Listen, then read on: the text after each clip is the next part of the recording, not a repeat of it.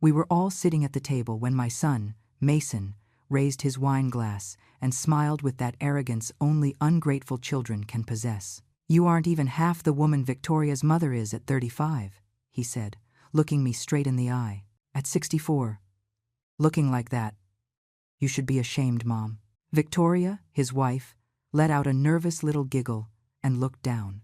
But I saw the glint of satisfaction in her eyes. That snake was enjoying every second of my humiliation. I pushed my chair back. The sound of metal scraping against the hardwood floor cut through the silence like a lightning bolt. I stood up slowly, very slowly, holding my son's gaze. "Then your wife can start paying the installments on your apartment," I said with a calmness I didn't know I possessed, "because I am freezing all the accounts, and I am going to disappear from your life." Mason's face froze. His skin went from pale to as red as a ripe tomato in a matter of seconds. "Paying installments," he stammered. "What installments?" I watched Victoria drop her fork. The metallic clatter echoed through the dining room. Her perfect face, always made up, always flawless, turned as pale as paper. "Mom, what are you talking about?" Mason asked, looking at me as if I had lost my mind. I grabbed my purse from the back of the chair. My hands weren't shaking. After 64 years of life, after so much silent pain, I discovered I had no tears left to shed at that table. "Ask your wife," I said, pointing at Victoria without looking at her.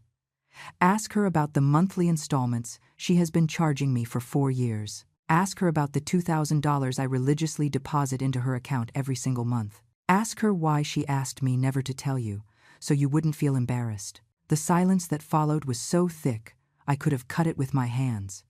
Mason whipped his head toward Victoria so fast I thought his neck would snap. "Victoria, what does this mean?" he asked with a broken voice. She opened her mouth, closed it, opened it again, like a fish out of water. Her perfectly lined eyes filled with instant tears.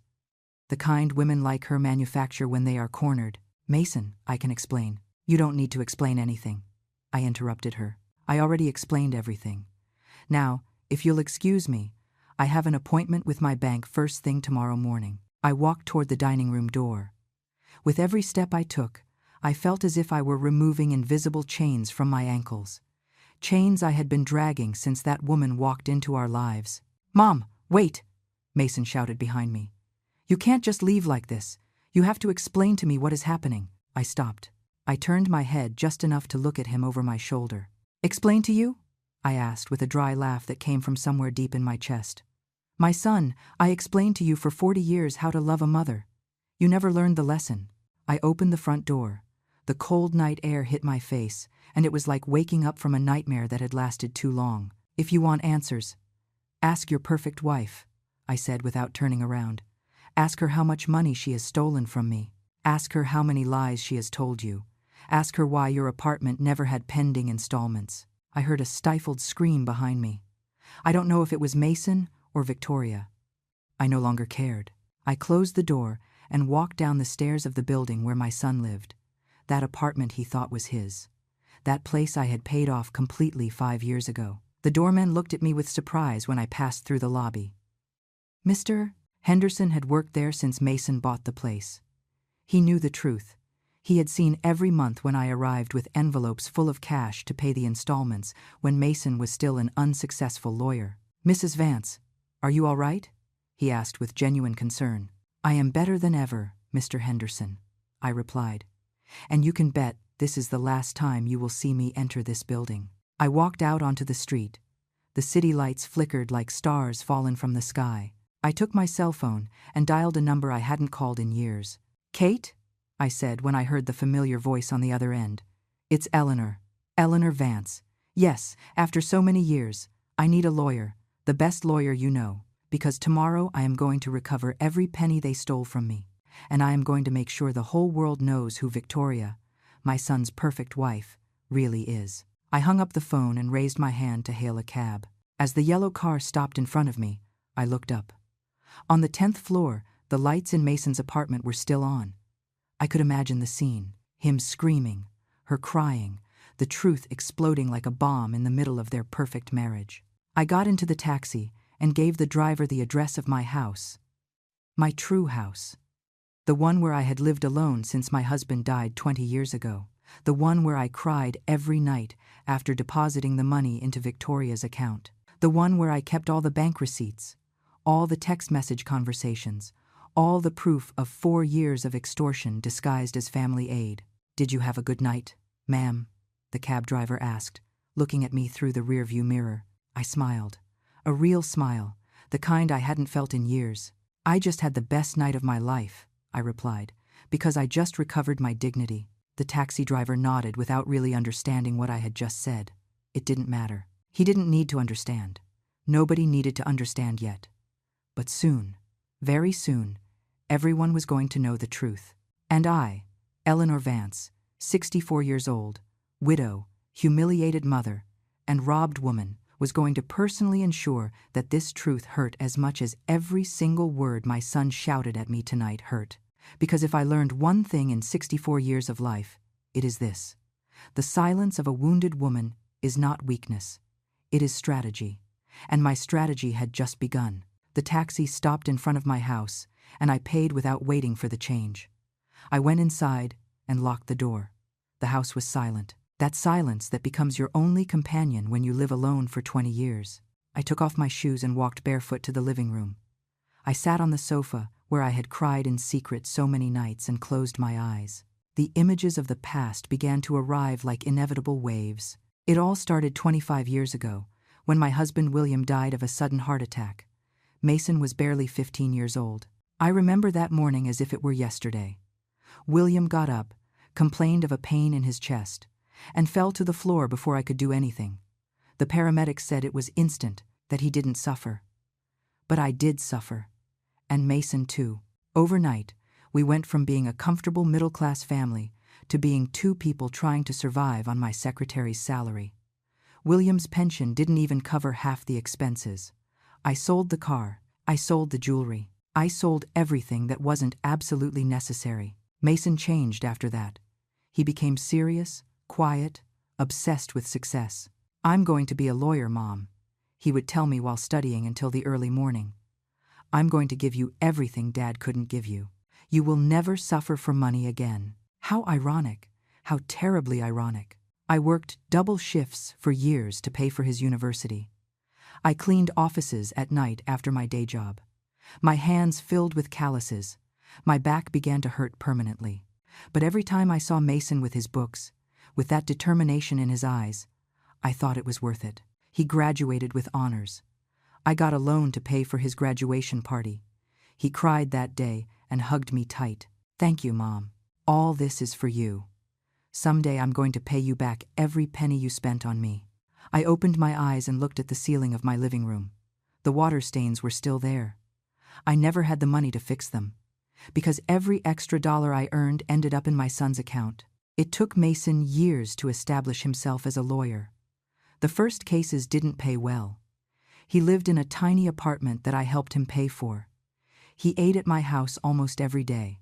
I cooked for 2, even though I barely had enough for 1. Then he met Victoria. It was at a law conference 6 years ago. She worked in public relations for a large firm. She was beautiful, elegant, with that confidence that only women who have never gone hungry possess. Mason came home that night with shining eyes. "Mom, I met someone special," he told me. "Her name is Victoria. She's amazing. Smart, successful, beautiful. I think she's the love of my life. I should have seen the signs from the beginning." But a mother always wants to believe her son chose well, that her son deserves to be happy. The first time Victoria came to dinner at my house, she looked at everything with that barely perceptible gesture of disdain. The old furniture, the faded curtains, the chipped dishes. She didn't say anything, but she didn't need to. Her eyes shouted it all. "What a cozy house," she said with a smile that didn't reach her eyes. "It has a lot of history, I'm sure." History. That was her elegant way of saying old and poor. Mason married her a year later. I spent my savings on a decent dress for the wedding. Victoria insisted on a big, expensive, ostentatious ceremony. Mason asked all his uncles for financial help. I contributed what I could, even if it meant eating rice for 2 months. At the wedding, Victoria's mother, a woman of 35 back then, arrived dressed like a magazine model. Thin, tanned, with a dress that probably cost more than 6 months of my salary. She and Victoria walked among the guests like queens, while I remained at my table, feeling out of place at my own son's wedding. "It must be hard for you," Victoria's mother told me at some point in the night, with that tone of fake compassion. "Seeing your son marry someone so far above what you could give him." I smiled and didn't respond. I had already learned that some battles aren't fought with words. After the wedding, things changed quickly. Mason began canceling our weekly dinners. "Victoria has plans for us," he would say. Or, "We are very busy with work." The calls became less frequent. The visits, almost non-existent. I understood. Or at least, that's what I told myself. He had a new life. A wife, responsibilities. It was natural for him to drift away a little. Then, 4 years ago, Victoria appeared at my door on a Tuesday afternoon. I had just arrived from work. I still had my secretary uniform on. She was wearing designer sportswear, the kind that costs more than $200. "Eleanor, I need to talk to you," she said, entering without waiting for an invitation. She sat on my sofa and sighed dramatically. "It's about Mason. About our future." My heart raced. "Is he okay? Did something happen?" "He's fine. Calm down," she said, waving her hand. "But we have a financial problem. Mason bought a new apartment. It's beautiful, in the best neighborhood in the city, but the monthly installments are high, $2,000 a month. And with my business just starting and Mason's expenses at the firm," she stared at me with those big, pleading eyes. "We need help, Eleanor, just temporarily, until we stabilize. I don't want Mason to feel bad asking you for money. He is so proud. That's why I came." Woman to woman. Something in my stomach twisted, but when I looked into her eyes, I saw genuine concern. Or that's what I thought I saw. $2,000 a month? I asked. It was more than half my salary. "I know it's a lot," Victoria said, taking my hand. "But it's your son, Eleanor. It's your son's future, and I promise, I swear, that as soon as we stabilize, we will pay you back every penny, with interest." "Does Mason know you're here asking me for this?" Victoria lowered her gaze. "No. And I ask you please not to tell him. He would feel so ashamed, so humiliated to have to turn to his mother again. You know how he is. So proud. This would stay between us, a secret between women who take care of each other." I should have said no. I should have slammed the door in her face. But he was my son, my only son, the boy who had promised to give me everything and who was now struggling to build his life. "All right," I said finally. "I'm going to help you." Victoria hugged me. She smelled of expensive perfume. "You are the best mother-in-law in the world, Eleanor. The best.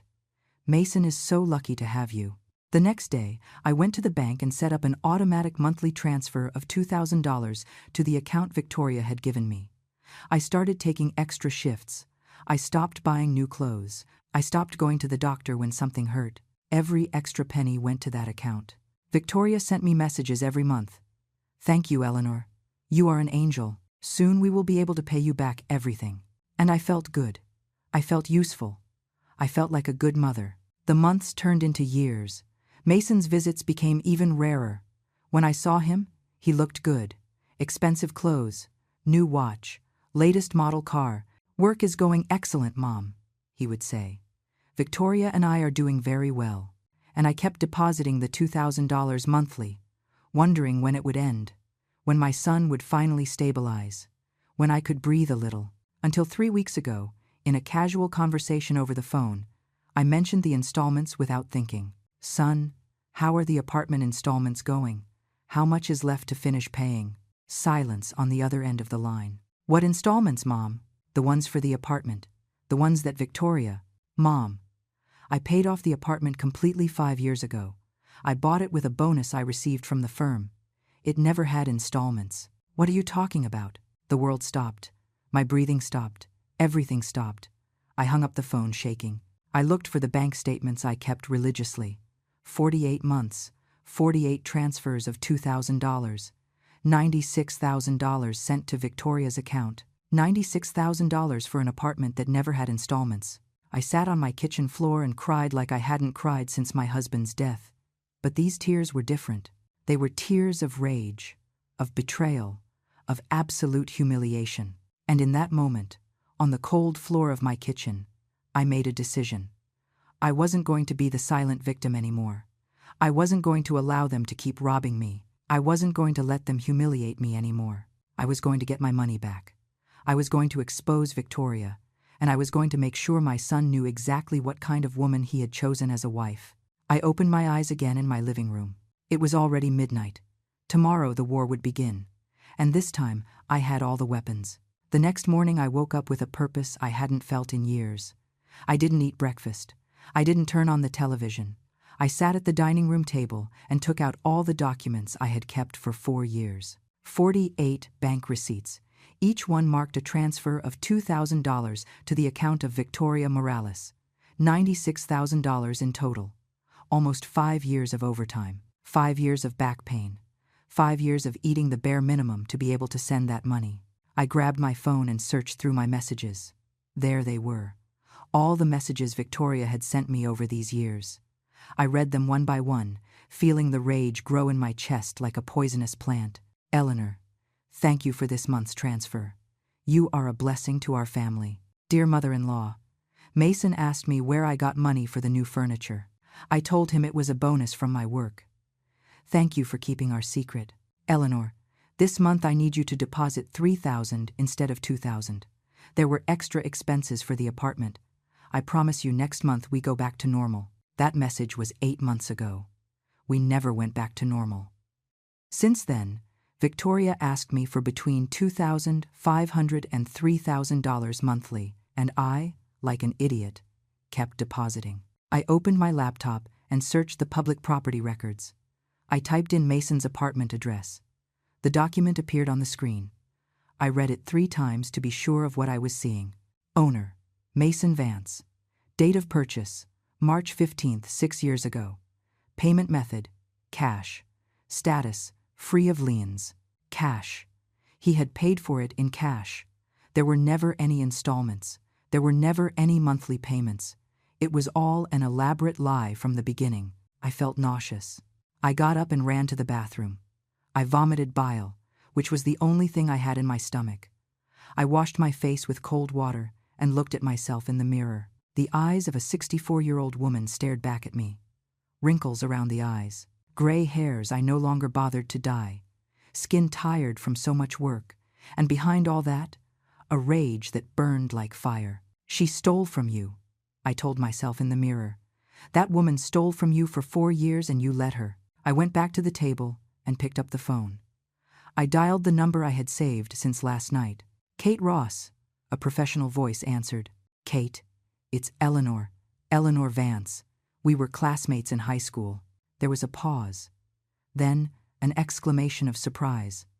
Eleanor, my God, how many years has it been? I think the last time we spoke was at my sister's wedding about 20 years ago. 23, I corrected. Kate, I need your help. I need a lawyer, the best one you know. I am a lawyer, Eleanor. I've had my own firm for 15 years. Tell me what happened. And I told her. Everything. From the day Victoria appeared at my door to the discovery of the truth. I told her about the $96,000, about the messages, about the lies, about how my son knew nothing. Kate listened in silence. When I finished, she sighed deeply. Eleanor, this is fraud. Extortion disguised as a family loan. We have a solid case. Do you have all the receipts? Every single one, I replied. I'm a secretary. I keep everything. Perfect. Can you come to my office today? I need to see all the documentation, and we need to act fast before Victoria tries to destroy evidence. I'm on my way right now. I put all the documents in a folder. I dressed in my best outfit, the one I had bought 5 years ago for Mason's wedding. I combed my hair. I put on a little makeup. If I was going to start a war, I was going to look like a warrior. Kate's office was downtown, in a modern glass building. I took the bus because my car had broken down 2 months ago, and I didn't have money to repair it. Every extra dollar went to Victoria's account. The receptionist showed me into an elegant office. Kate stood up from her desk when I entered. She had changed a lot since high school. Now she wore stylish glasses and a suit that screamed success, but her smile remained the same. Eleanor, she said, hugging me. So much time. I'm sorry we're meeting under these circumstances. I sat across from her desk and took out all the documents. Kate reviewed them one by one, taking notes on her computer. Occasionally she asked questions. I answered with all the precision I could. "This is more serious than I thought," she said finally. "Victoria didn't just defraud you. She also committed several tax crimes. If she received almost $100,000 and didn't declare it, that's evasion. And if she used it for personal expenses, passing them off as housing payments, that's another crime." "Can I get my money back?" I asked. That was the only question that mattered to me. "We can try. But Eleanor, I have to be honest with you. Legal processes like this can take years, and they are expensive. A lawyer's fees for a case like this can be $10,000 or more." I felt the floor open up beneath my feet. I don't have $10,000. I don't even have $1,000. All my money went into that woman's account. Kate took off her glasses and looked at me intently. "Eleanor, you helped me when my mother was sick. Do you remember? You were 17 and you stayed with her after school so my father could work. We never asked you for a dime. We could never pay you." "Kate, that was over 40 years ago. And I never forgot it," she interrupted me. "My mother died feeling accompanied thanks to you, so I'm taking this case, without charging a dime. We're going to get your money back, Eleanor. I promise you." Tears began to roll down my cheeks. Tears of relief, of gratitude, of hope. "But I need you to promise me something," Kate continued. "This is going to get ugly. Very ugly. Victoria is going to lie. She's going to manipulate. She's going to try to paint you as the villain. Your son is going to be in the middle. He's going to have to choose. Are you prepared for that?" I thought about last night's dinner, about Mason's words, about his disdain, about how he compared me to Victoria's mother as if I were garbage. "I am more than prepared," I replied, wiping away the tears. "My son already chose. He chose to humiliate me. He chose to believe her. Now, it's time for him to know the truth." Kate nodded. "Good. Then here is the plan. First, we are going to do a complete investigation. I'm going to hire a private investigator to track what Victoria spent that money on. We need proof that it wasn't housing expenses. Second, we're going to gather witnesses. Do you know anyone who has seen your financial situation worsen over these years?" "My boss," I said immediately. "Barbara Miller. She knows I constantly worked overtime. She knows I stopped eating lunch at the office to save money. She knows I haven't taken a vacation in 4 years. Perfect. Talk to her. Ask her to be willing to give testimony if necessary. Third, and this is important, do not tell Mason anything yet, nor Victoria. Let them think yesterday was just an emotional outburst. We need time to prepare everything." "But Victoria knows I discovered the truth," I objected. "She's going to be on alert." "Exactly."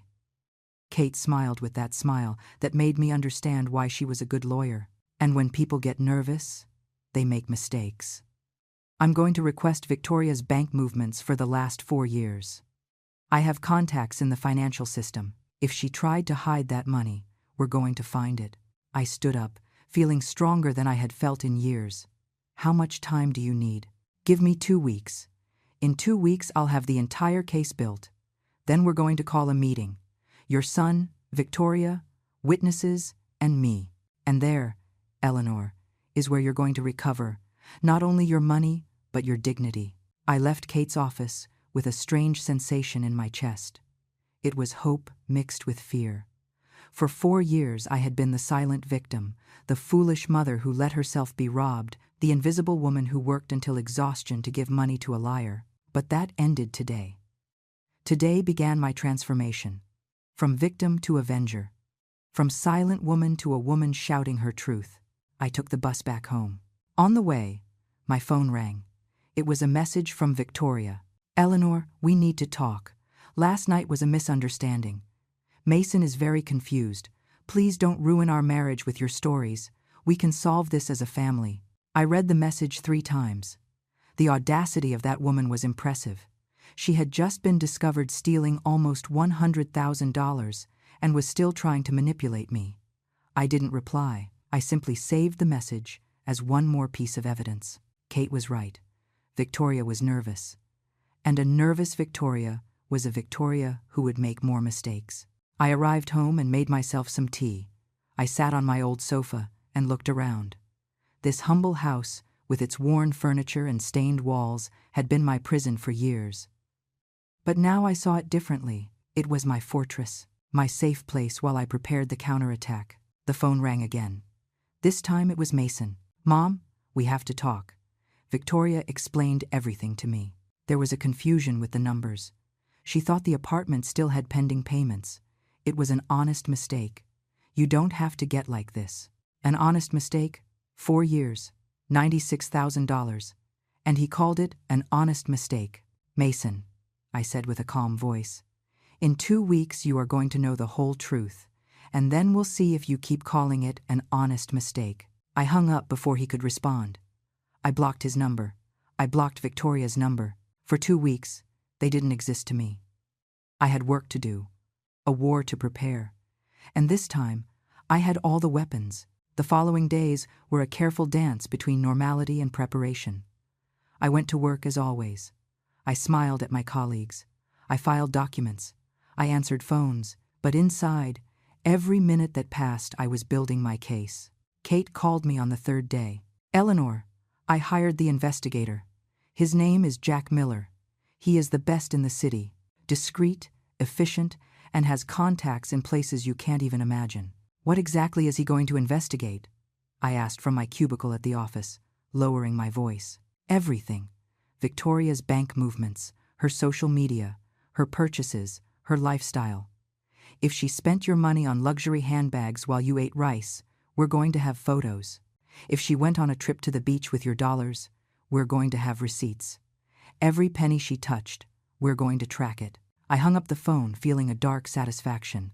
Victoria had made the mistake of stealing from the wrong woman. I was a secretary. I knew how systems worked. I knew that every transaction leaves a trace, and her fingerprints were everywhere. That night, after work, I went to visit my boss. Barbara Miller was 62 years old and ran the office with a firm but fair hand. She had been a silent witness to my deterioration over these 4 years. I knocked on her office door before leaving. "Barbara, do you have a minute?" She looked up from her computer and signaled for me to come in. "Eleanor, of course. Sit down. You look different today. Lighter." I sat across from her desk and took a deep breath. "I need to ask you a favor. A big favor." I told her everything. Not every detail, but enough. I told her about the monthly payments I was making, about how I had to take extra shifts for years, about how I had discovered it was all a scam, about how I was building a legal case. "I need you to, if necessary, be able to testify about my work situation these last few years," I finished saying. "Confirm the overtime. Confirm that I stopped eating lunch to save money. Confirm that my financial situation visibly worsened." Barbara took off her glasses and placed them on the desk. Her eyes were moist. "Eleanor, I always wondered what was happening to you. You looked more tired every day, thinner, sadder. I tried to ask you several times, but you always said you were fine." "I couldn't say anything," I admitted. "I had to keep the secret so as not to embarrass my son." "How ironic." "I will testify," Barbara said firmly. "And more than that, I have the records of your overtime hours for the last 4 years. You worked 1,200 additional hours. 1,200 hours, Eleanor. That is almost a full year of extra work. I'm going to print every record, every pay stub. That woman stole not only your money, she stole your health." I left the office with a new folder full of papers, proof, evidence, ammunition for the war that was approaching. At home that night, I organized everything on my table. I created a system, a folder for bank receipts, another for Victoria's messages, another for work records, another for the apartment property documents, everything labeled, everything ordered. 4 years working as a secretary had taught me that organization was power. My phone vibrated. It was a message from an unknown number. "Mrs. Vance, I am Jack Miller, the investigator. Kate gave me your contact. I need to ask you some questions. Can we meet tomorrow?" I replied immediately. "Yes. Tell me where and at what time." "There is a coffee shop near your work. The Daily Grind. Does 6 in the evening work for you?" "I'll be there." The next day, after work, I walked 2 blocks to the coffee shop. Jack Miller was a man of about 50, dressed anonymously. The type of person who goes unnoticed in a crowd. Perfect for an investigator. "Mrs. Vance," he greeted me. "Thank you for coming. I have some questions about Victoria Morales." We sat at a table in the back. I ordered a coffee I couldn't afford, but I needed to keep up appearances. Jack took out a small notebook. "Does Victoria currently work?" he asked. "She says she has a social media business, that she is an influencer or something like that. Do you know the name of her business? Her Instagram account? Facebook?" I gave him all the information I had. Jack took notes quickly. "Did you notice changes in her lifestyle during these 4 years? Big purchases? Trips? New clothes?" I thought carefully. 2 years ago, Victoria got cosmetic surgery, breast augmentation. Mason told me it cost $8,000, but that Victoria had paid for it with her savings. They also changed cars last year. A new Mercedes. And they travel a lot. Dubai last year. Europe 6 months ago. Jack smiled in that way that made me understand I had just given him valuable information. "Is your son a successful lawyer?" "He's a lawyer, but not as successful as Victoria wants to appear. He works at a mid-sized firm. His salary is good, but not enough for that lifestyle." "Perfect," Jack said, closing his notebook. "Mrs. Vance, in a week I will have a complete report. Every dollar Victoria spent, every trip she took, every luxury purchase, and we are going to prove she did it with your money." I went home that night feeling that the puzzle pieces were beginning to fit, but the most painful piece was still missing: the conversation with Mason. Kate had told me not to tell him anything yet, to wait until I had the whole case built. But Mason wouldn't stop trying to communicate. Messages from unknown numbers, emails. He even showed up at my job one day, but Barbara told him I was in a meeting. "Mom, please," one of his messages said. "Victoria is devastated. She says it was all a misunderstanding, that the numbers got confused, that she thought the apartment did have payments. You can't destroy our marriage over a mistake. A mistake. Always a mistake. Never a lie. Never a theft. Never a betrayal." I didn't answer any of his messages. Every attempt at contact I saved. More evidence. More proof that he chose to believe her without even investigating. A week later, Jack sent me a message. "I have the report. It is more serious than we thought. You need to see this." We met again, at the same coffee shop. This time, Jack brought a thick folder. He opened it on the table and began to show me photographs. Victoria in Dubai, with bags from luxury stores. Victoria with a red sports car. Victoria in a 5-star spa. Victoria with designer clothes. Victoria, Victoria, Victoria. Each photo with a date. Each photo synchronized with my monthly deposits. "Look at these dates," Jack said, pointing. "You deposited $2,000 on January 15th. On January 20th, Victoria bought a Gucci bag for $3,500. You deposited $2,500 on February 15th. On February 22nd, Victoria and your son flew to Cancun. The hotel package cost $4,000. He kept showing more and more. Each deposit of mine followed by a luxury expense of Victoria's. The correlation was perfect, undeniable, criminal. But there is more," Jack continued. "Victoria has a secret bank account, one that your son doesn't know about. She deposits all the money you send her there. Then she transfers it little by little to her main account, mixing it with her work income so it looks legitimate." "How did you get that information?" I asked, astonished. Jack smiled. "I have my methods. The important thing is that it is information that can be used legally in court. Victoria not only scammed you, she also scammed the IRS. She didn't declare almost $100,000 in income. That is serious tax evasion. She could go to prison." Prison. The word hung in the air. Victoria could go to prison for robbing me, for lying to me, for manipulating me for 4 years. "And Mason?" I asked with a trembling voice. "Did he know?" Jack shook his head. "There is no evidence that he knew. All transactions were between you and Victoria. He seems genuinely oblivious to the whole scheme." "I'm sorry, Eleanor. I didn't know whether to feel relieved or more betrayed. My son didn't rob me, but he chose to humiliate me without knowing that I was being robbed by his wife. He chose to compare me to a thief. He chose the wrong side." "Kate wants to meet with you tomorrow," Jack said. She says it is time to prepare the final confrontation. That night I couldn't sleep. I tossed and turned in bed, thinking about what that moment would be like. Seeing Victoria's face when I showed her the proof. Seeing Mason's face when he discovered who his perfect wife really was. The next morning, I went to Kate's office. She was with another lawyer, a young man named Todd Ross. "Eleanor, this is my partner," Kate explained, "specialist in fraud cases. He reviewed your entire case." Todd shook my hand. "Mrs. Vance, I have to tell you that this is one of the clearest cases of family fraud I have seen. We have documentary, testimonial, photographic, and financial evidence. Victoria Morales has no possible defense." "What's next?" I asked. Kate sat down and clasped her hands. "We call a meeting. We officially call it a family mediation. We invite Mason, Victoria, and any other relative you consider important. We tell them it is to resolve the misunderstanding in a civilized manner. They will come thinking they will be able to manipulate you again. And there, Eleanor, is where we show them everything." "When?" My voice sounded firmer than I felt. "This Saturday. In my office. At 10 in the morning. Are you ready?" I looked at the folders on the desk. 4 years of evidence. 4 years of pain. 4 years of silence.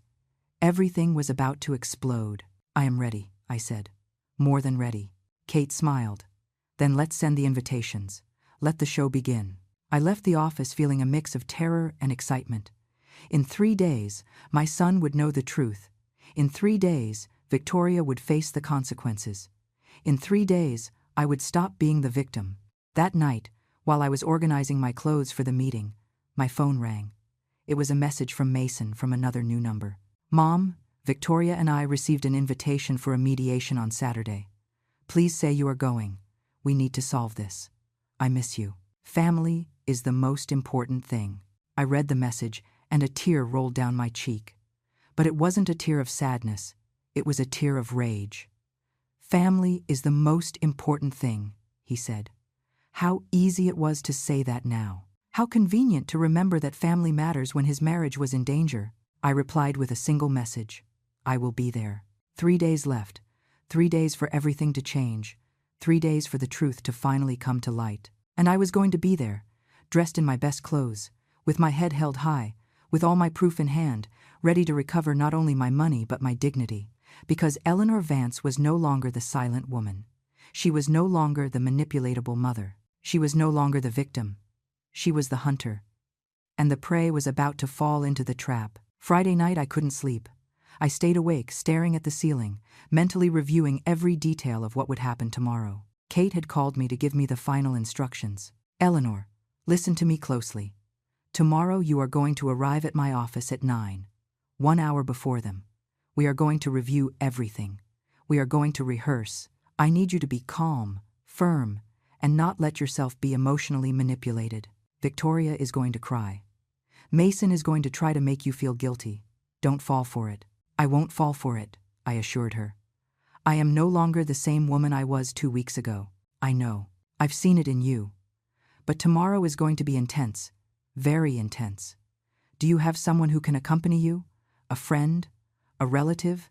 I thought about my life, about how alone I had been for years. "I have no one, just you. Then I will be by your side at every moment. You are not alone, Eleanor. Never again." I hung up the phone and got out of bed. I went to the closet and took out the dress I had bought years ago for special occasions. It was a little out of fashion, but it was elegant, dark gray, conservative, serious, perfect for what I needed to project tomorrow. I ironed the dress carefully. I cleaned my black shoes. I prepared my purse with all the documents I needed to carry as backup. Every movement was deliberate. Every action was part of the ritual of preparing for battle. At 3 in the morning, I finally fell asleep. I dreamed of my husband, William. In the dream, he held my hand and told me, "I am proud of you. Defend yourself. Defend what is yours." I woke up at 6 with the first rays of the sun. I showered with cold water to wake up completely. I dressed carefully. I put on subtle makeup. I combed my hair back into an elegant bun. When I looked in the mirror, I saw a different woman. A woman with a purpose. I ate breakfast even though I wasn't hungry. Toast and black coffee. I needed energy for what was coming. At 8:30 I took a taxi. I didn't want to arrive sweaty from the bus. Today I needed to arrive with dignity. The taxi dropped me in front of the glass building at 8:45. I went up to the 12th floor where Kate's office was. The receptionist recognized me. "Mrs. Vance, please come in. Miss Ross is waiting for you." I entered the conference room. It was a large space with a long, dark wood table. Kate was there with Todd and with Jack, the investigator. On the table were several organized folders, a laptop connected to a projector, and a recorder. "Eleanor," Kate said, giving me a hug. "How do you feel?" "Scared," I admitted, "but ready." "Perfect. Fear is good. It keeps you alert. Now sit down. Let's go over everything one more time." For the next hour, Kate explained exactly how the meeting would unfold. First, they would let Mason and Victoria speak. Let them tell their version. Let them try to justify themselves. Then, when they finished, Kate would present the evidence one by one, systematically, without emotion. Just facts. "Your job is to stay quiet until I indicate otherwise," Kate explained. "Do not interrupt. Do not justify yourself. Do not cry. Let the evidence speak for you." "Understood. If at any moment you feel you are going to collapse, look at me. I will pause. We can take a recess, but I prefer you hold out until the end. The impact will be greater." Todd intervened. "Mrs. Vance, I will be recording the entire meeting, with everyone's consent, of course. Everything said today can be used legally later. That is why it is important for Victoria and Mason to speak freely. The more they lie now, the stronger our case will be later." At 9:50, the receptionist called over the intercom. "Miss Ross, the Vances have arrived." My heart began to beat faster. Kate squeezed my shoulder. "Breathe. You have control. Not them. Remember that." The door opened, and Mason and Victoria entered. My son was wearing a dark suit. He looked tired. Deep, dark circles. He had lost weight. Victoria, on the other hand, was perfect as always. Tight white dress, flawless makeup, shiny hair. But I saw something in her eyes. Fear. "Mom," Mason said, approaching me. He tried to hug me, but I remained seated, immobile. He stopped, uncomfortable, and sat on the other side of the table. Victoria didn't look at me. She sat next to Mason and opened her designer bag to take out a handkerchief. She was already preparing the role of victim. "Good morning," Kate said with a professional tone. "Thank you for coming. I am Kate Ross, attorney representing Mrs. Eleanor Vance.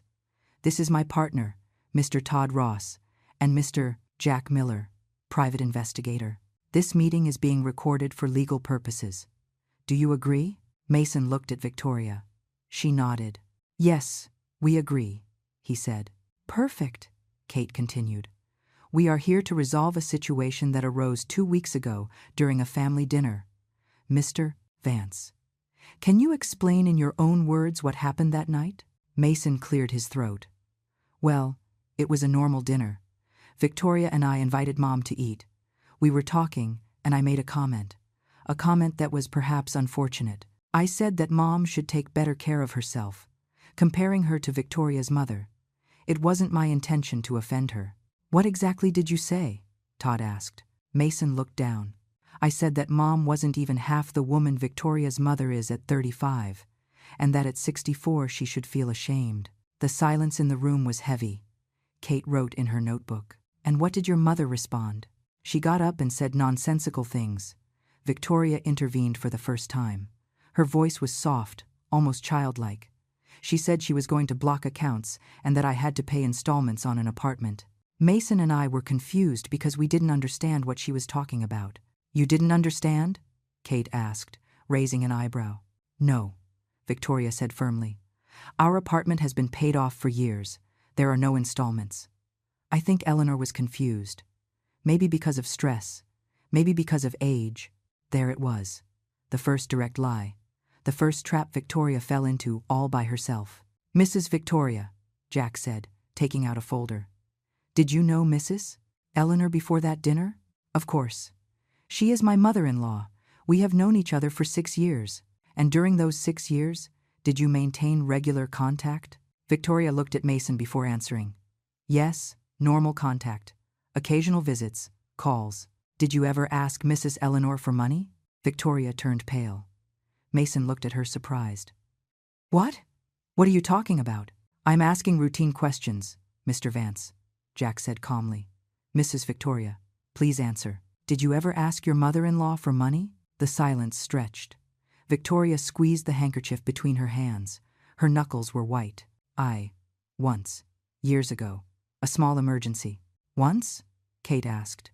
Are you sure? Yes, just once. Kate opened her laptop. The projector turned on. On the wall appeared the first image. A bank receipt. Transfer from Eleanor Vance to Victoria Morales. $2,000. Date. 4 years ago. Is this once? Kate asked. Victoria didn't answer. Mason looked at the screen with his eyes wide open. Kate pressed a key. Another receipt appeared. And another. And another. 48 receipts filled the screen in a perfect grid. 48 transfers, Kate said with a firm voice. In 4 years, $2,000 monthly on average. Total, $96,000. Does this seem like once to you, Mrs. Victoria? Mason stood up abruptly. What is this? Victoria, what does this mean? Victoria began to cry. Perfect tears running down her perfect makeup. Mason, I can explain. Your mom offered me help. I didn't ask her for anything, she insisted. Liar! I shouted, unable to contain myself. Kate shot me a warning look, but I couldn't stay silent anymore. You came to my house. You told me there were installments. You asked me not to tell Mason so as not to embarrass him. Eleanor, please, Victoria said, extending her hands as if pleading. You are confused. Time is playing tricks on you. I never asked you for money for installments. Kate pressed another key. On the screen appeared screenshots of text messages. Victoria's messages asking me for money. Month after month, year after year. Mason read them aloud, his voice breaking with every word. Eleanor, thank you for this month's transfer. This month I need $3,000 instead of $2,000. There were extra expenses for the apartment. He turned to Victoria. What expenses? What installments? The apartment has been paid off for 6 years. Victoria sobbed with her face in her hands. But I no longer felt pity. I only felt the cold satisfaction of seeing her castle of lies crumble. And this was just beginning. Mason was standing, trembling. His hands gripped the back of the chair as if it were the only thing keeping him upright. He looked at Victoria, then at me, then again at the screen full of bank receipts. Someone has to explain to me what is going on here, he said with a hoarse voice. Now, Kate stood up. Mr. Vance, please sit down. We are going to explain everything to you, but I need you to stay calm and listen until the end. Mason let himself fall into the chair. His face was red and the veins in his neck stood out. Victoria was still crying, but I noticed her eyes moving rapidly, looking for an exit, calculating her next lie. 4 years ago, Kate began, walking around the table. Your wife Victoria visited your mother at her house. She told her that you had bought an apartment and were having difficulties paying the monthly installments. She asked for financial help, $2,000 a month, and she specifically asked her not to say anything to you so you wouldn't feel embarrassed. That's not true, Victoria murmured. I never said that. Oh no? Jack asked, opening another folder. Then explain this. On the screen appeared a photo of Victoria and me at the door of my house. The date in the corner indicated 4 years ago. It was from the building's security system. This is the first visit, Jack explained. April 30th. Victoria Morales arrives at Eleanor Vance's house at 3 p.m. She stays for 2 hours. 5 days later, on May 5th, the first transfer of $2,000 appears. That doesn't prove anything, Victoria said desperately. I visited her because she was my mother-in-law. It's normal. Is it normal to visit her every month exactly 1 week before each transfer? Jack asked, showing a graph on the screen. Look, 48 visits in 4 years, each one followed by a bank transfer days later. The pattern is perfect, mathematically impossible for it to be a coincidence. Mason ran his hands through his hair. I can't believe this. Victoria, please tell me there is a logical explanation. Victoria stood up and approached him. She tried to take his hands, but he pulled them away. Mason, my love, your mom wanted to help us, she offered. I only accepted because I knew she cared about our well-being. But I asked Mom 2 weeks ago about the installments, Mason said, looking directly at me for the first time. And she told me the apartment had no installments, that I had paid it off completely 5 years ago. That is true, Mom. I paid it off completely with the bonus from the firm. Why did Victoria tell you there were installments? All eyes turned to Victoria. She opened her mouth, but no sound came out. I saw the exact moment she realized there was no exit, that her lies had become so tangled she could no longer untangle them. I thought there were installments, she stammered. It must have been a confusion with the papers, with the bank documents. I thought that, Mrs. Victoria, Todd interrupted with a harsh voice. You worked at a law firm. You know how to read legal documents. You know the difference between a property with a lien and one free of debt. Don't insult us with that excuse. Victoria's crying intensified, but now it sounded different. It wasn't the manipulative crying from before. It was the crying of someone trapped with no escape. Eleanor, she said, turning to me with hands clasped as if praying. Forgive me. I don't know what happened to me. I was desperate. I had debts. My business wasn't working like I thought. I saw an opportunity and I took it. It was a mistake, a terrible mistake. But I'm going to pay you back every dollar. I swear. Give me time. Time? I asked with a cold voice I didn't recognize as mine. Wasn't 4 years enough time? Wasn't $96,000 enough money? Mom, Mason intervened. This is a serious misunderstanding. Victoria made a mistake, but we can fix it. I'm going to pay you back that money. All of it, with interest, but please don't destroy my marriage over this. I stared at him. My son, the boy I had raised alone, the young man for whom I had worked double shifts, the man for whom I had sacrificed everything. And there he was, asking me to forgive the woman who stole from me for 4 years. Mason, I said with a trembling voice. 2 weeks ago you humiliated me in front of your wife. You told me I wasn't even half the woman her mother is. You told me I should feel ashamed of myself. And while you were telling me that, I was living on less than $500 a month because I was giving $2,000 monthly to your wife. I ate once a day. I didn't go to the doctor. I didn't buy clothes. All so you two could travel, buy luxuries, live like rich people. Mason paled. I didn't know any of that, Mom. If I had known, what would you have done? I interrupted him. Would you have defended me? Or would you have still compared me to Victoria's mother? That woman who at 35 was better than me at 64. That woman whose daughter was robbing me for 4 years. The silence that followed was dense as fog. Kate seized the moment. There is more, she said, pressing another key on her laptop. On the screen appeared photos. Victoria in a luxury spa. Victoria with bags from designer stores. Victoria on paradise beaches. Each photo with date and price. $3,500 on a Gucci bag, Kate read. 5 days after receiving $2,000 from her mother-in-law. $4,000 on a trip to Cancun. 1 week after receiving $2,500. $8,000 on cosmetic surgery.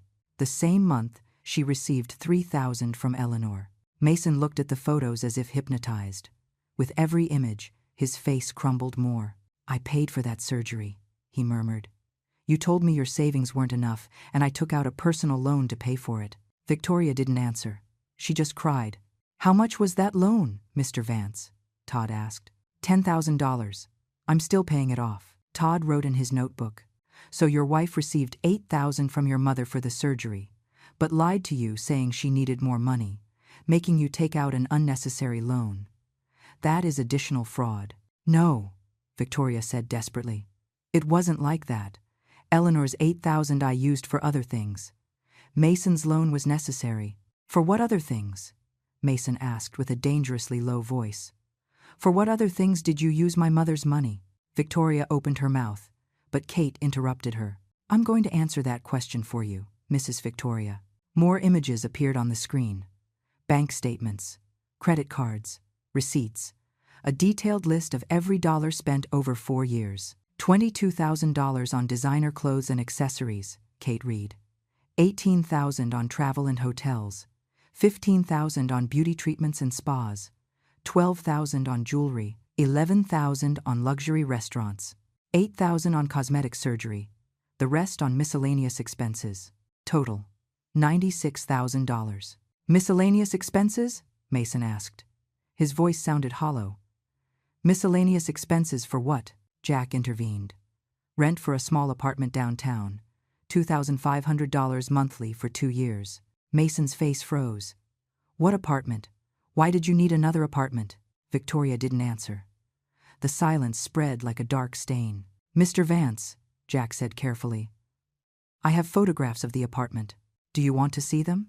No, Mason said quickly. Then he looked at Victoria with an expression I had never seen on him. A mix of horror, disgust, and realization. Tell me it's not what I'm thinking. Victoria collapsed in her chair. It was just a place where I could be alone, where I could have privacy. Privacy from me? Mason asked. Or privacy to be with someone else? She didn't answer. She didn't need to. Her silence said it all. I watched my son crumble. Watched the man who had humiliated me 2 weeks ago now shaking in his chair, discovering that his perfect life was a lie built with money stolen from his mother. And although a part of me felt pain for him, another part felt a dark satisfaction. Justice. Cold and hard, but justice nonetheless. There is more, Kate said without compassion. But I think this is enough for now. Mrs. Victoria, you defrauded your mother-in-law for $96,000. You committed tax evasion by not declaring that income. And apparently, you used that money to maintain a double life. We have enough evidence to proceed legally. Mason stood up slowly. He looked at Victoria as if she were a stranger. Get out of here, he said with a dead voice. Now, Mason, please. Get out of here, he shouted. I don't want to see you. I don't want to hear you. I don't want anything from you. Victoria took her bag with trembling hands and walked toward the door. Before leaving, she looked at me one last time. Eleanor, I'm sorry. I didn't answer. I just watched her leave. And with her went my rage. But not my determination. Because this wasn't over yet. The door closed behind Victoria, and silence filled the room like cold water. Mason remained standing, looking at the closed door as if expecting her to return and tell him it was all a cruel joke. Sit down, Mr. Vance, Kate said with a softer tone. We need to finish this conversation. Mason dropped into the chair. He had his hands over his face. I don't know if he was crying or simply trying to process everything he had just discovered. Part of me wanted to comfort him. The mother in me still felt the impulse to protect him, but the humiliated woman remained firm in her seat. Mom, he said finally with a broken voice. I didn't know anything. You have to believe me. Nothing about this. The payments, the secret apartment, nothing. I believe you, I said. And it was true. Mason was many things, but he wasn't a good liar. I knew his shock was genuine. How could she? He started to say, but stopped. He took a deep breath. How could you be paying her all that money for 4 years without telling me? Because she asked me not to, I replied. She told me you would feel embarrassed, that you were too proud to accept help from your mother again. And I, like the fool I am, believed her, because I wanted to help you, because you were my son, and I thought you were going through difficulties. But I had a good job, Mason said. I made good money. Did you never wonder why my situation didn't improve if you were paying my installments? I wondered thousands of times, I admitted. But Victoria always had explanations. That you had medical expenses, that you had invested in her business, that you were saving for the future. There was always a reason why you needed more time. Todd intervened. Mr. Vance, we understand that you were not involved in the fraud, but we need to know some things. Did you notice changes in your wife's behavior during these years? Unexplained expenses, frequent absences? Mason stood thinking. Victoria traveled a lot. She said it was for her work. Meetings with clients, marketing events. I didn't question it because I trusted her. And yes, she spent a lot. But she told me it was an investment for her professional image. As an influencer, she needed to look good. And the apartment? Jack asked. Never knew of its existence. Never. I thought she spent her days working from home or in coffee shops. She was always available when I called her. Kate took notes.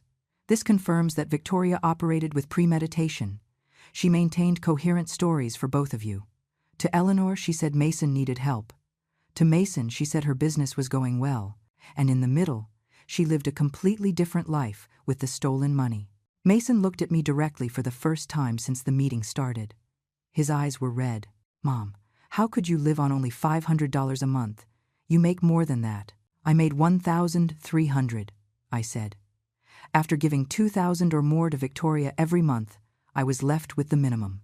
I stopped going out. I stopped buying clothes. I ate rice and beans almost every day. I didn't go to the doctor even though my back hurt. I worked extra night shifts to be able to pay my basic utilities. My God, Mason murmured. And I told you that you should feel ashamed of yourself. I compared you to Victoria's mother. I humiliated you. Yes, I said without emotion. You did. I'm sorry, he said with a broken voice. I don't have words to tell you how sorry I am. I was an idiot, a terrible son. I don't deserve your forgiveness. No, I said firmly. You don't deserve it. The pain on his face was visible. But I had gone from being the mother who absorbed her son's pain to being the woman who protected her own dignity. Kate cleared her throat. Mr. Vance, there is something else you need to know. The money your mother gave to Victoria is not easily recoverable. Victoria spent it. It is not in any bank account. It evaporated in luxuries and maintaining her double life. We can sue her civilly, but recovering the money could take years. If anything is recovered at all. Mason turned pale. I am going to pay you back that money, Mom. The $96,000. I'm going to sell the apartment if necessary. I'm going to take out loans, but I'm going to pay you back. I don't want your money, I said. The words came out before I could think them. What? Mason looked at me confused. I don't want your money, I repeated more firmly. I don't want anything from you, Mason, because this isn't just about the money. It's about respect, about dignity, about everything you took from me 2 weeks ago when you humiliated me in front of your wife. Mom, please. For 20 years, I continued, feeling the words come out like lava from a volcano. I sacrificed myself for you. I worked until exhaustion. I was left with nothing so that you could have everything. And I did it with love, with pride, because you were my son. But you, as soon as you got a pretty wife and a comfortable life, you forgot about me. The visits became rare. The calls decreased. And when you finally saw me, you looked at me with shame, as if I were an uncomfortable reminder of your humble past. That's not true, Mason protested. No? I asked. Then tell me, when was the last time you invited me to your apartment before that dinner? When was the last time you came to visit me without me asking you? How many times did you introduce your successful lawyer friends to your secretary mother? Mason didn't answer, because he knew I was right. The money Victoria stole from me hurts, I continued. But what hurts more is that my own son made me feel that I wasn't good enough, that I should feel ashamed of myself, that at my 64 years, I wasn't even half of what another woman was. I was drunk, Mason tried to justify. I had a bad day at work. Victoria and I had argued. I didn't think about what I was saying. Drunks tell the truth, Kate interrupted. They say what they really think without the filter of politeness. You told your mother exactly what you thought of her. And that, Mr. Vance, cannot be undone with an apology. Jack opened another folder. There is something else you need to know. We did a deeper investigation on Victoria. The secret apartment wasn't empty. There were traces that someone else used it regularly. A man. We found receipts for purchases for 2 people. Men's clothing. Men's toiletries. Restaurant reservations for 2. Mason closed his eyes. I don't need to know more. Yes, you do, Todd said firmly. Because that information determines if you have the right to annul the marriage for fraud and adultery. And it also determines how we will divide the assets. There are no assets to divide, Mason said bitterly. The apartment is the only thing of value we have, and technically it's mine because I paid for it before we got married. Everything else we bought together with money that I now discover was stolen. Kate pulled out a document. About that, we have a proposal. Mrs. Eleanor, you have the right to sue Victoria for fraud, misappropriation, and tax evasion.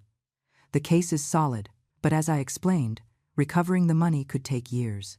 However, there is another option. Which one? I asked. That Mason signs the apartment over to you as partial payment of the debt. The value of the apartment is approximately $60,000, according to the current market. It doesn't cover the $96,000 they stole from you, but it is something tangible, something you can sell and turn into money immediately. Mason nodded without hesitating. Do it. The apartment is yours, Mom. I'll sign whatever is necessary. Wait, I said, raising my hand. I haven't finished speaking. I don't want the apartment. I don't want your money. What I want is something no legal document can give me. What do you want? Mason asked. I want you to understand the damage you did to me. I want you to recognize that I wasn't a perfect mother, but I was the best mother I could be with what I had. I want you to know that every wrinkle on my face, every gray hair on my head, every pain in my back, I earned working to give you a better life. And I want you to never, never again look at me with shame. Tears ran down Mason's face. I understand, Mom. I swear I understand. No, I said with a hard voice. You still don't understand. But you will understand. Because I am going to accept that apartment, and I am going to sell it, and with that money I am going to do something I should have done years ago. What? Kate asked. I smiled for the first time in hours, a sad but liberating smile. I am going to live for myself. I am going to travel. I am going to buy myself nice clothes. I am going to eat in restaurants. I am going to go to the doctor when something hurts. I am going to do everything I didn't do for 4 years because I was giving my life to a thief. Mom, please, let me help you, Mason pleaded. Let me compensate you somehow. I don't need your help anymore, I said, standing up. I don't need to be rescued anymore. What I need is to be respected. And that, my son, only you can decide if you give it to me or not. I took my purse and looked at Kate. Prepare the apartment papers. And prepare the lawsuit against Victoria. I am going to get my money back, even if it takes years. Because this isn't just about me. It's about all the mothers who are used and humiliated by their own children. I walked toward the door. Before leaving, I turned one last time. Mason, in 2 weeks I am going to move. I don't know where yet, but far from here, far from you. When you are ready to see me as what I am, a 64-year-old woman who deserves respect and dignity, then you can look for me. Until then, I don't want to hear from you. I left the office without looking back. The next 2 weeks were a whirlwind of legal and emotional activity. Kate worked fast. The apartment papers were signed in 3 days. Mason didn't object. He appeared at the notary's office pale and quiet, signed where indicated, and left without saying a word. The apartment was now mine. Legally, irrevocably mine. You can sell it immediately, Kate told me. I have several interested buyers. The market is good. You could get between $58,000 and $62,000. I nodded. $60,000. It wasn't the $96,000 that was stolen from me, but it was a start. It was tangible justice. Meanwhile, Todd had filed the formal lawsuit against Victoria. Fraud, misappropriation, tax evasion. The list of charges was long. Victoria had hired a lawyer, but according to Kate, she didn't have much of a defense. The evidence was overwhelming. She's going to try to reach a settlement, Kate warned me. She's going to offer to pay you in installments. She's going to cry. She's going to beg. Are you prepared for that? I am prepared, I replied. And I was. Something had changed in me during these weeks. The scared woman who entered that office 15 days ago no longer existed. At work, Barbara had given me 2 weeks of paid vacation. The first vacation you've taken in 4 years, she had said with a sad smile. Use it to find yourself, Eleanor, and that was exactly what I did. I sold some old furniture I no longer needed. I sorted my clothes. I donated what was very worn. I kept only the essentials. Because when you prepare to be reborn, you can't carry the weight of the past. One afternoon, while I was packing boxes, the doorbell rang. I hesitated to open it. It could be Mason. It could be Victoria. It could be anyone who wanted to make me retreat. But it was Barbara. She brought a bottle of wine and a smile. I came to help you pack, she said, entering without waiting for an invitation. And to make sure you're really going to leave. That you're not going to chicken out at the last minute. I won't chicken out, I assured her. I've already made the decision. We sat on the living room floor, surrounded by boxes, drinking cheap wine in plastic cups. Barbara told me stories about her divorce 20 years ago, about how she had to start from scratch at 42. "It was the best thing that happened to me," she said. "I thought my life was ending. Turned out it was just beginning. You're going to feel the same, Eleanor. Just give it time." The next day, Kate called me. "We have an offer to buy the apartment. $60,000? Cash payment? The buyer wants to close in a week." "I accept," I said without hesitation. "Eleanor, there is something else. Victoria wants to meet with you. She says she wants to apologize personally, that she wants to reach an agreement." "I don't want to see her." "I know. But her lawyer insists. Says Victoria is willing to sign a payment plan, that she is going to sell her valuables, that she will do whatever is necessary to compensate you." "Have her put it in writing," I said coldly. "I don't need to see her face to receive a fake apology." But 3 days later, Victoria appeared at my door. She rang the doorbell insistently. I was inside, surrounded by boxes, and simply didn't open. She knocked for 20 minutes, then I heard her crying on the other side of the door. "Eleanor, please," she pleaded. "Just let me talk to you for 5 minutes. Just 5 minutes." I sat in silence, watching the door. Part of me wanted to open it, wanted to hear what excuses she would have now. But the stronger part of me, the part that had learned to value herself, knew I owed her nothing. Not even 5 minutes of my time. Finally, Victoria left. I found an envelope under the door, a handwritten letter. I opened it with trembling hands. "Eleanor, I have no words to express my regret. What I did was unforgivable. I stole from you. I lied to you. I used you. And worst of all is that I destroyed the relationship between you and Mason. He hates me now. His family hates me. I lost everything. But what hurts me most is knowing that I hurt you, who only wanted to help. I don't expect your forgiveness. I only want you to know that I am going to spend the rest of my life trying to compensate you. I am going to sell everything I bought with your money. I am going to work until I pay you back every last cent, not out of legal obligation, but because it is the right thing, because you didn't deserve any of this. Sincerely, Victoria." I read the letter 3 times. Then I tore it into small pieces and threw it in the trash. Pretty words didn't return years of suffering. Written promises didn't erase the humiliation lived. The day of the apartment sale arrived. I signed the papers in Kate's office. The buyer was a young couple with a baby. I gave them the keys and wished them happiness. "I hope this place brings you better memories than it brought me," I told them. Kate handed me a check for $60,000. I looked at it for a long while. It was just a piece of paper, but it represented my freedom, my new beginning. "What are you going to do now?" Kate asked. "First, I'm going to pay off all my debts. The credit cards I used during these years, the small loans. I want to start clean. Then, I'm going to look for a new apartment, something small but bright, in a neighborhood where nobody knows me, where I can be just Eleanor, not Mason's mother, not Victoria's victim, just me." Kate smiled. "I like that, Eleanor." A week later, I found the perfect place, a 1-bedroom apartment in an older but well-maintained building. It had large windows that let in the sun, a small balcony where I could put plants, and most importantly, it was an hour away from my previous life. On moving day, Barbara came with her car to help me. We carried the boxes between the two of us. I didn't have much, a life of 64 years reduced to 20 boxes, but instead of feeling sad, I felt liberated. "It's like being born again," I told Barbara as she drove toward my new apartment. "It is exactly that," she replied. "And this time, Eleanor, you are going to live for yourself, not for your son, not for anyone else, for you." We arrived at the new apartment at noon. We brought the boxes up.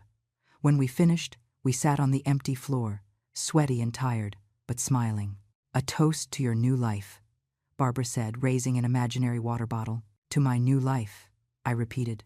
That night, after Barbara left, I unpacked only the essentials. I made my bed. I hung some curtains.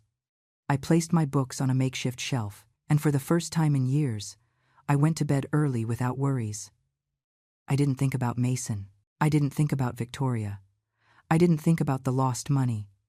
I only thought about the sunrise that would come, about my first full day in my new life. But at 10 at night, my phone rang. It was a number I didn't have saved, but I recognized it. It was Mason. I let it ring.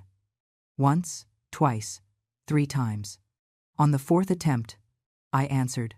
"Mom." His voice sounded broken. "Please don't hang up. I just need to tell you something." "You have 2 minutes," I said, looking at the clock.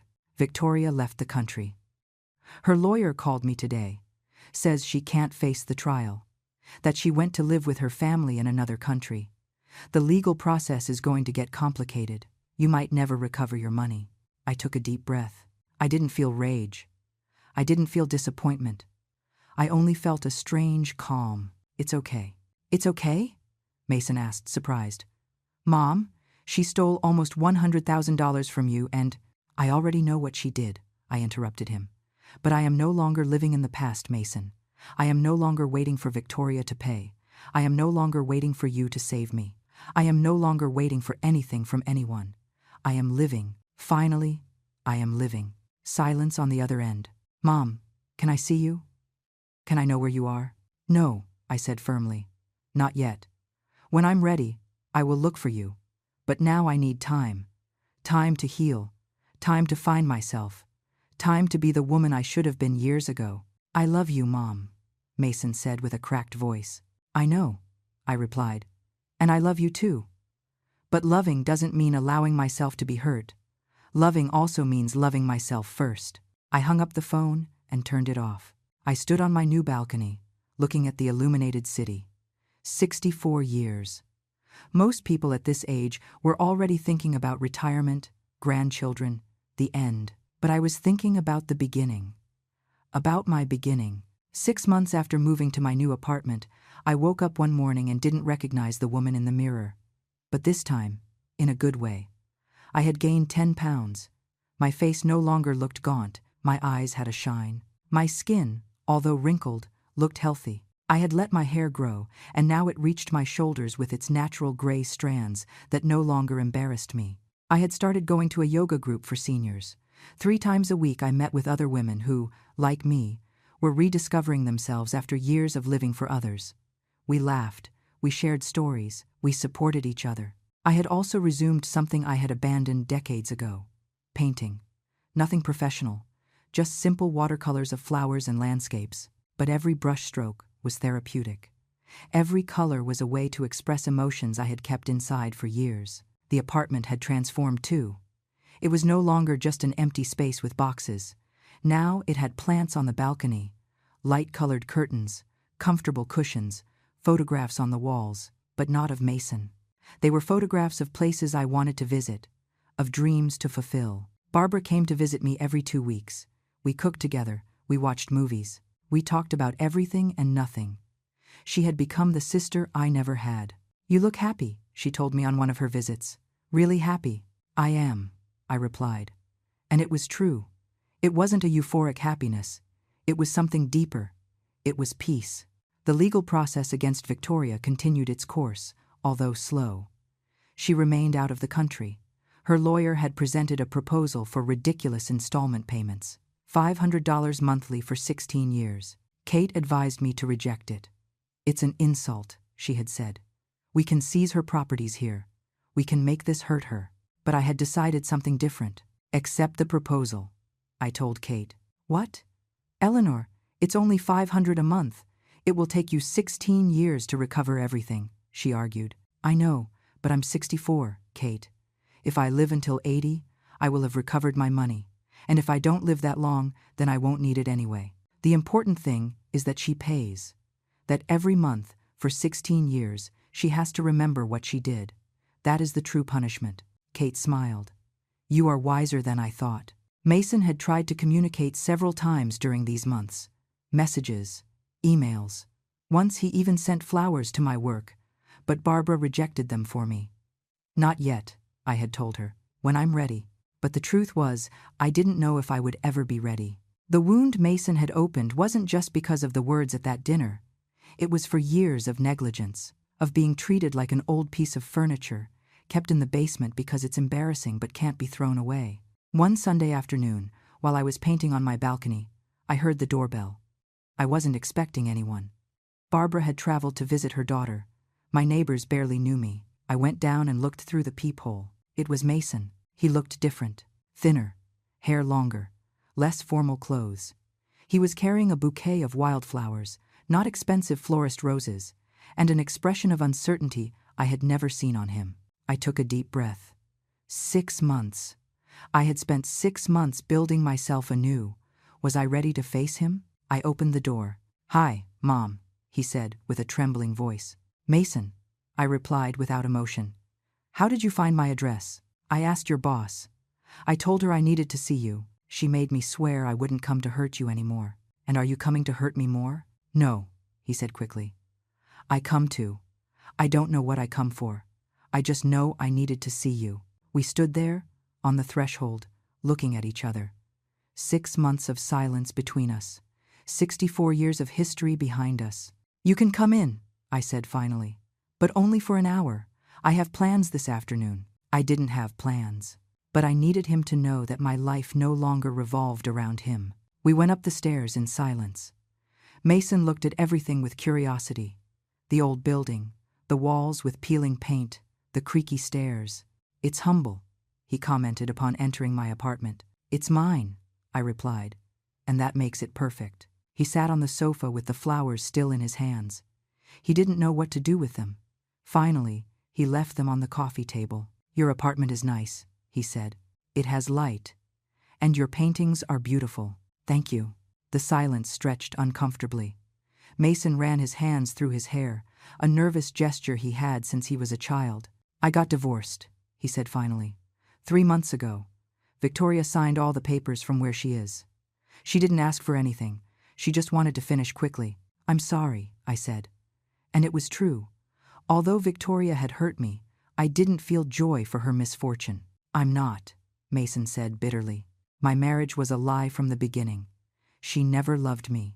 She only loved my last name, my status, the image we projected. And you loved her." Mason sat thinking. "I think I loved the idea of her, the perfect woman, the trophy wife, the magazine marriage. But the real person, the real Victoria, I never knew her. Or maybe I never wanted to know her." We fell silent again. I poured 2 glasses of water.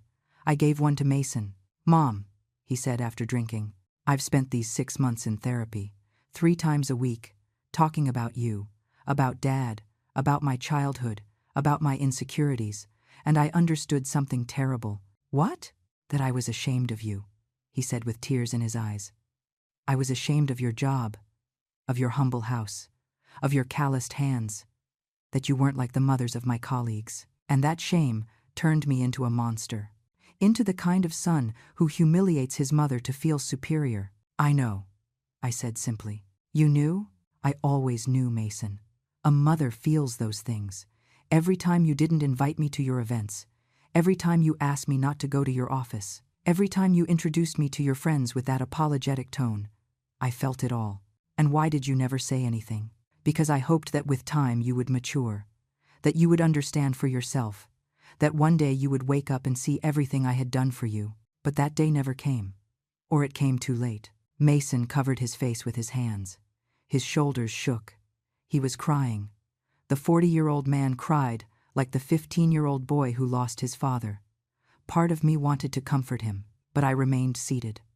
Because his pain was necessary. It was part of his growth. "I don't expect you to forgive me," he said finally, wiping his tears. "I know what I said that night was unforgivable. But I want you to know that those words haunt me every day. I wake up thinking about them. I go to bed hating myself for having said them." "Good," I said firmly. "Let them haunt you. Let them remind you what you must never do again, not just to me, but to anyone." Mason nodded. "I came to bring you something," he said, taking an envelope out of his jacket. "It is a legal document, a retroactive alimony agreement." "What?" "I calculated everything you spent on my education. University, books, clothes, food, housing, everything. It is approximately $120,000, adjusted for inflation. This document establishes that I owe you that amount and that I am going to pay it to you in installments of $1,000 monthly for the next 10 years. "Mason, I don't. It is not negotiable," he said with a firm voice. It is not a gift. It is a debt. A debt I should have recognized years ago, and I am going to pay it even if I have to work until I'm 70. I took the envelope but didn't open it. And you think money fixes everything? No, he said. Money fixes nothing, but it is the only tangible thing I can give you. The rest, respect, dignity, true love, that I have to earn again. If you give me the chance. I looked at my son, really looked at him, and I saw something I hadn't seen in years. Genuine humility, real regret, painful but necessary growth. I don't know if we will ever be what we were, I said honestly, because what we were wasn't healthy. It was a mother who sacrificed herself until she disappeared, and a son who took without thanking. I know. But maybe, I continued, we can build something new, something different. A relationship between two adults who respect each other. Not between a martyr mother and an ungrateful son, but between two people who value each other. I would like that, Mason said. I would like that very much. Then let's start slowly, I said. 1 call a week, a coffee every 2 weeks. No expectations, no pressure, just two people getting to know each other again. Mason nodded. He stood up to leave. At the door, he turned around. Mom, one last thing. You are not half of any woman. You are double. You are 3 times, 10 times stronger, more valuable, more worthy than anyone I know. And I am sorry it took 64 years and a horrible betrayal for me to see it. I closed the door when he left. I sat on my sofa and opened the envelope. It was real. A legal document establishing the debt and the payment plan, with Mason's signature and a notary's. But more important than the money was something he had handwritten at the end. For Eleanor Vance, the strongest woman I know. With love and eternal regret. Your son, Mason. That night, on my balcony, as the sun set over the city, I thought about everything that had happened. The humiliation, the discovery, the betrayal, the fight, the transformation. And I understood something fundamental. My story wasn't a tragedy. It was a liberation. For years I had been Mason's mother, William's widow, Victoria's victim. But now, finally, I was just Eleanor. Eleanor Vance, 64 years old, amateur painter, yoga student, a woman living in a humble but bright apartment who had plants on her balcony and dreams in her heart. My name was no longer defined by others. My story was no longer written by pain. My name was mine, and my story was just beginning. I smiled at the sky and whispered the words I had been waiting to say for months. I am free. And for the first time in 64 years, I really was.